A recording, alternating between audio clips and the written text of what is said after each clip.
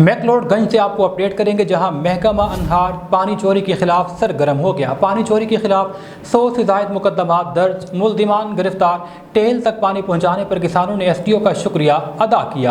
पानी चोरी के खिलाफ मुख्तलिफ थाना जात, मैकलोडगंज, मंडी सादिकगंज, मंचनाबाद और थाना घुमंडपुर में FIR दर्ज करवाई गई थी। महकमा अनहार की जानिब से 200 के करीब पर्चे पुलिस की जानिब भिजवाए गए। 80 के करीब FIR दर्ज हो चुकी। SP अनहार की जानिब से पानी चोरी के खिलाफ 1 लाख के करीब जुर्माने भी आयद किए गए।